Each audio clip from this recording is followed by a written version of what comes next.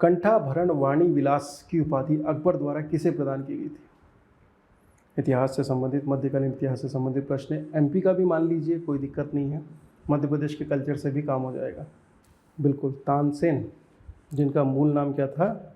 रामतनु पांडे जी। अकबर के समय के प्रसिद्ध संगीतकार रामतनु पांडे उर्फ तानसेन मूलतः ग्वालियर क्षेत्र के थे। अकबर के दरबार में निवास कर रहे थे और अकबर ने मियाँ तानसेन को कंठाभरण वाणी विलास की उपाधि प्रदान की थी। इनकी समाधि ग्वालियर में देखने को मिलेगी और कहाँ पर है? मोहम्मद घोष, जो कि इनके गुरु थे, उनकी कब्र के निकट ही मियाँ तानसेन को दफनाया गया है। तानसेन और उनके समकालीन बेजू बावरा। बढ़िया। चलिए, 3 नाम मिले हैं। चपचार कूट त्योहार पहला, दूसरा है खोंगजोम परबा गाथा गीत, तीसरा है थांग टा नृत्य। आंसर है बी, 1 और 2। चपचार कूट त्यौहार मिजोरम का एक प्रमुख त्यौहार है जो मार्च के महीने में मनाया जाता है। इसे झूम यानी कि जंगल की सफाई के बाद मनाया जाता है। खोंगजोम परबा गाथा गीत तथा थांगटा, ये दोनों मार्शल आर्ट हैं मणिपुर के। तो यहाँ पर ध्यान दीजिएगा, थांगटा क्या आएगा? मणिपुर, खोंगजोम मणिपुर और चपचाप कूट त्यौहार मिज़ोरम। तो मिज़ोरम और मणिपुर, नॉर्थ ईस्ट से ये क्वेश्चन फ्रेम हुआ। ठीक है, तो चपचार कूट त्यौहार मिज़ोरम में बनेगा, है ना, मार्च के महीने में जंगल की सफाई झूम के बाद। और खोंगजोम परबा गाथ गीत या गाथा गीत और थांगटा, ये क्या है? मार्शल आर्ट शैलियाँ हैं मणिपुर की। थांगटा आईएएस प्रीलिम्स एग्जामिनेशन में पूछा जा चुका है जी। आईएएस प्रीलिम्स एग्जामिनेशन में थांगटा आ चुका है। पॉलिटी से क्वेश्चन लेते हैं। भारतीय संसदीय परंपरा में लोकसभा में सामान्यतः कितने सत्र आयोजित किए जाते हैं? तो आंसर है 3। भारतीय संसदीय परंपरा में सामान्यतः 3 सत्र आयोजित किए जाते हैं। बजट सत्र, मानसून सत्र और शीतकालीन सत्र, है ना। अब शीतकालीन सत्र की बात है, मानसून सत्र चला गया और बीच में बजट सत्र आता है। राज्यसभा में, लोकसभा में नहीं, राज्यसभा में बजट सत्र को 2 अधिवेशनों में बांट देते हैं, 3-4 अवकाश है। ठीक है, राज्यसभा में इसलिए 4 सत्र हो जाते हैं, परंतु जो प्रश्न था वो लोकसभा में था। लोकसभा में सामान्यतः कितने? लोकसभा में केवल 3 है। राज्यसभा में अगर ये प्रश्न, राज्यसभा में अधिकतम कितने हो सकते हैं? तो उत्तर है 4। ठीक है, ठीक।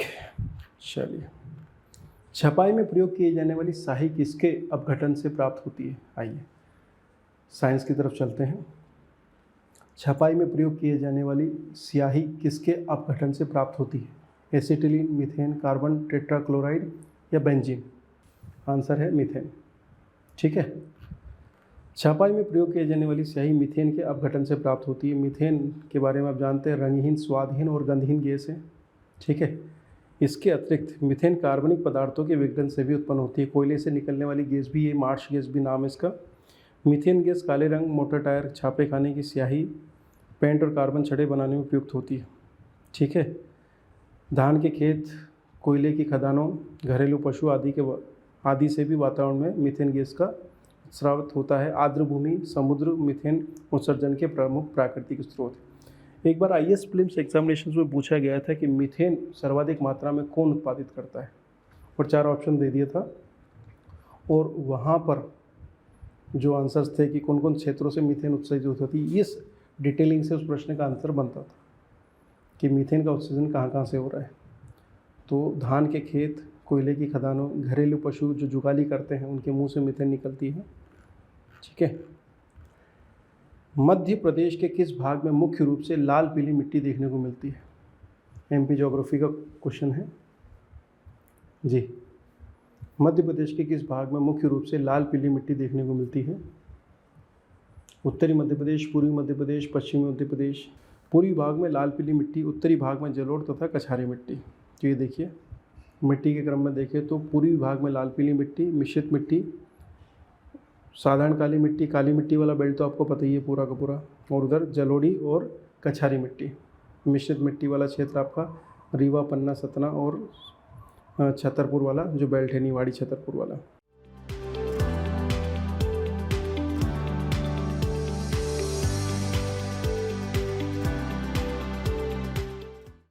मई 2022 माह में आयोजित संतोष ट्रॉफी किसने जीती? आंसर है केरल। मई 2022 में फुटबॉल की राष्ट्रीय प्रतियोगिता संतोष ट्रॉफी के फाइनल मुकाबले में केरल ने पश्चिम बंगाल को पेनल्टी शूटआउट में पराजित कर 75वीं संतोष ट्रॉफी टूर्नामेंट जीता है। संतोष ट्रॉफी टूर्नामेंट किस खेल से संबंधित है, ये प्रश्न भी महत्वपूर्ण है। यूनिट नंबर 8 का क्वेश्चन है ये जी। अगला प्रश्न, ग्वालियर का प्रसिद्ध गुजरी महल तथा मान मंदिर का निर्माण तोमर वंश के किस शासक द्वारा करवाया गया था? Question number 37। आंसर है आपका डी, मानसिंह तोमर। बिल्कुल सही बात। तो ये है हमारा गुजरी महल म्यूजियम ग्वालियर। ऊपर से फोटो है, शानदार फोटो है ये मानसिंह तोमर द्वारा निर्मित स्थापत्य 3 अंकीय ग्वालियर का प्रसिद्ध मान मंदिर, गुजरी महल और ग्वालियर का किला है ना। मानसिंह तोमर के बारे में टाइम पीरियड आप देखिए 15वीं शताब्दी और 16वीं शताब्दी का प्रारंभ। ठीक, चलिए। निम्नलिखित में से कौन सा वेब ब्राउज़र का उदाहरण नहीं है? निम्नलिखित में कौन वेब ब्राउज़र का उदाहरण नहीं है, बताएं भैया। मोज़ेक, लाइनक्स, ओपेरा, ये सभी वेब ब्राउज़र्स हैं। पहला है मोज़ेक, 3 अंकीय प्रश्न है। मोज़ेक को विकसित किया था मार्क एंडरसन ने, ठीक है, जो उस समय national centre for super computing applications नामक संस्था में काम कर रहे थे। वर्ल्ड वाइड वेब के लिए विकसित किया गया पहला ग्राफिकल इंटरफेस आधारित तथा ग्राफिक क्षमता वाला वेब ब्राउज़र था मोज़ेक। उसके पश्चात लाइनक्स की बात करें, ये भी एक ब्राउज़र है जो कि यूनिवर्सिटी ऑफ कंसास द्वारा निर्मित किया गया था। यह नॉन ग्राफिकल अर्थात टेक्स्ट आधारित ब्राउज़र है लाइनक्स। इसके बाद में ओपेरा, ये तो आप जानते ही हैं। यह वेब ब्राउज़र मोबाइल फ़ोन एवं पीडीए मतलब पर्सनल डिजिटल असिस्टेंस में प्रयोग होता है। वेब ब्राउज़र ओपेरा का जो विकास है वो ओप्पो नॉर्वे एएस द्वारा किया गया। ये कंपनी है ओप्पो नॉर्वे एएस द्वारा किया गया। बहुत अच्छी बात है। 3 अंकीय प्रश्न है ये, है ना, भूलिएगा मत, पेपर नंबर 3 के लिए। मध्य प्रदेश में वर्षा प्राप्ति के कारण है, बताओ किन किन कारणों से मध्य प्रदेश में वर्षा होती है? दक्षिण पश्चिम मानसून की अरब सागरी शाखा, दक्षिण पश्चिम मानसून की बंगाल की खाड़ी की शाखा, पश्चिमी विक्षोभ से प्राप्त वर्षा और ऑप्शन डी सभी। मध्य प्रदेश में मुख्य रूप से दक्षिण पश्चिम मानसून द्वारा वर्षा होती है। अरब सागरी और बंगाल की खाड़ी दोनों से। बंगाल की खाड़ी शाखा जो है उससे ज़्यादा वर्षा हो रही है। नवंबर से जनवरी माह के बीच में पश्चिमी विक्षोभ से भी वर्षाएं होती हैं। ठीक भाई। मध्य प्रदेश में वर्षा के वितरण पर टिप्पणी कीजिए। ये 5 अंकीय प्रश्न है जिसका उत्तर आपको दिया जा सकता है। मध्य प्रदेश राज्य सूचना आयोग का गठन कब किया गया? यूनिट नंबर 10 का क्वेश्चन। संस्थाएं या कमीशन से। मध्य प्रदेश राज्य सूचना आयोग का गठन कब किया गया? लगभग 5 से 7 प्रश्न हर साल आपको कमीशन से मिलते हैं। ठीक है, तो 5 प्रश्न तो बने रखे हैं आपके, 5 से 7 प्रश्न बताइए। मध्य प्रदेश राज्य सूचना आयोग का गठन कब किया गया? 22 अक्टूबर 2005, 26 अक्टूबर 2006, 22 अक्टूबर 2006 या 22 अगस्त 2005? ये है 22 अक्टूबर 2005। मध्य प्रदेश राज्य सूचना आयोग 3 अंकीय प्रश्न तो बनते ही है ना। 22 अगस्त 2005 को सूचना के अधिकार अधिनियम 2005 के तहत यह बनाया गया था। मध्य प्रदेश राज्य के संदर्भ में प्रथम राज्य सूचना आयुक्त हैं TN श्रीवास्तव। राज्य सूचना आयुक्त का मतलब है मुख्य सूचना आयुक्त, है ना, और वर्तमान मुख्य सूचना आयुक्त है अरविंद कुमार शुक्ला। ये आज की स्थिति में अरविंद कुमार शुक्ला ही है। मध्य प्रदेश राज्य के प्रथम मुख्य सूचना आयुक्त है TN श्रीवास्तव और वर्तमान में है अरविंद कुमार शुक्ला जी। 3 अंकीय प्रश्न है ये, भूलिएगा मत।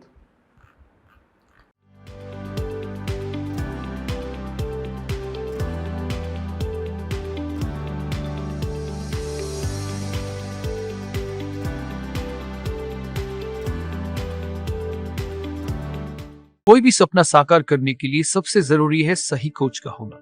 चुनिए आनंद सुपर 100 को और करें अपने MPPSC एंड गवर्नमेंट एग्जाम्स का सपना साकार। Download the app now.